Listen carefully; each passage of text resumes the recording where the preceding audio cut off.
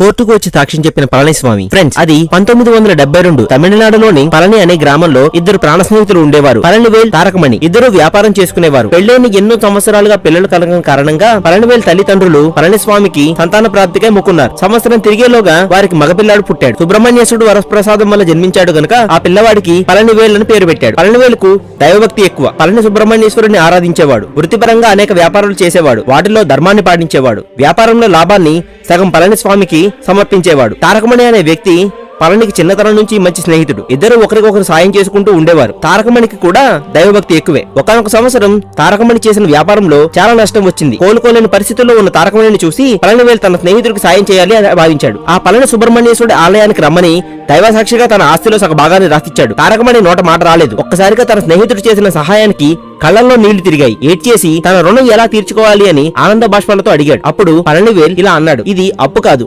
నా స్నేహితుడు ఆపదలో ఉన్నప్పుడు ఆదుకోవడం నా కనీస ధర్మం. నువ్వు మళ్లీ వ్యాపారం మొదలుపెట్టు. అభివృద్ధిలోకి వస్తే అంతకు మించిన సంతోషం నాకు ఇంకొకటి లేదు అని అన్నాడు. ఆ గుడి ఆవరణలో పూల వ్యాపారం చేస్తున్న మురుగన్ అనే వ్యక్తి ఇద్దరిని చూసి, మీలాంటి స్నేహితులను ఇంతవరకు నేను చూడలేదు. ధనం ఎటువంటి బంధాలనైనా నాశనం చేయగలదు. ధన ప్రభావం వల్ల మనుషులు మనస్తత్వాలు మారిపోతాయి. పళనివేల్ గారు, మీరు చేస్తున్న సహాయానికి ఒక ప్రామిసరీ నోట్ రాయించుకుంటే మంచిది కదా అన్నాడు. ఇది అప్పు కాదు. నా స్నేహితుడు కష్ట సమయంలో ఆదుకోవడం నా కనీస ధర్మం. ఇందులో రుణం అనే ప్రసక్తే లేదు అన్నాడు. తారకమణి పళనివేల్ మంచి మనసును అర్థం చేసుకున్నాడు. తను వ్యాపారం చేసి తిరిగి మంచి స్థాయికి వచ్చినప్పుడు ఏదైనా బహుమతి ఇస్తే తీసుకోవాలని, అలా అయితేనే తాను ఇప్పుడు ఈ సహాయాన్ని తీసుకుంటాను అన్నాడు. నాకు నువ్వు బహుమతి ఇస్తే నువ్వు సంతోషపడతావేమో, కానీ నేను కూడా సంతోషపడాలంటే నువ్వు నాకు ఒక పని చేసి పెట్టాలి. నాకు బహుమానంగా ఇద్దామనుకున్న ధనాన్ని ఈ పళనిస్వామి ఆలయాన్ని అభివృద్ధికి, ఉత్సవాలకి, దర్శనానికి వచ్చే భక్తుల సౌకర్యాలకు, అన్నదానాలకు మరియు స్వామివారి ప్రసాదాలకు ఖర్చు పెడితే తాను చాలా సంతోషపడతాను అని చెప్పాడు. దానికి అంగీకరించాడు తారకమణి. అక్కడ నుంచి వ్యాపార నిమిత్తం పళనివేల్ విదేశాలకు బయలుదేరాడు. వెళ్తూ మరొక్కసారి తన ప్రమాణం గురించి గుర్తు చేసి,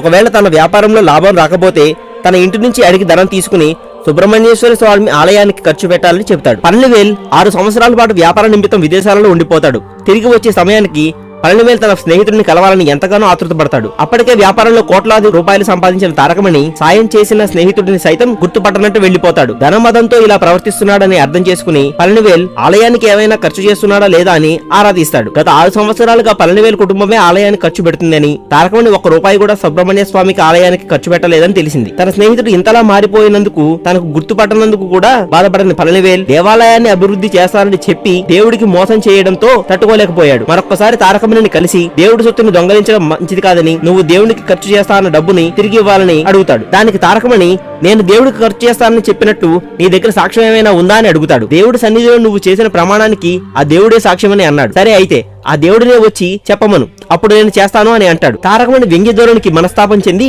పళనివేల్, ఈ విషయం మనం కోర్టులోనే తేల్చుకుందామని చెప్పి వెళ్లిపోతాడు. పళనివేల్ కేసు ఫైల్ చేస్తున్న సమయంలో అతని లాయర్ ఇలా అంటాడు, పళనివేల్ గారు, మన కేసుకి సాక్ష్యం లేదు. దీనిని కోర్టులో నిరూపించడం అసాధ్యం అన్నాడు. దానికి పళనివేల్, ఆ సుబ్రహ్మణ్యేశ్వరుడి సంపదని ఆయనే కాపాడుకుంటాడు అని చెప్పి కేసు ఫైల్ చేశాడు. ఆ రోజు రాత్రి పళనివేల్ కి ఒక కల వచ్చింది. అందులో సుబ్రహ్మణ్యేశ్వరుడి గుడిలో పళనివేల్ తారకమణి తన ఆస్తిలో సగ భాగం రాసిస్తున్నప్పుడు ఇదంతా చూసి తన వద్దకు వచ్చి మాట్లాడిన పూల వ్యాపారి మురుగన్ వచ్చి తన ప్రస్తుతం ఎక్కడ ఉన్నాడో చెబుతాడు. అది విన్న పళనివేల్ కు మెలకు వస్తుంది. ఇది కల కాదు, ఆ సుబ్రహ్మణ్యేశ్వరుడు నాకు చూపించిన దారి అని భావించి 1 నిమిషం కూడా ఆలస్యం చేయకుండా తన కలలో మురుగన్ చెప్పిన అడ్రస్ కు బయలుదేరతాడు.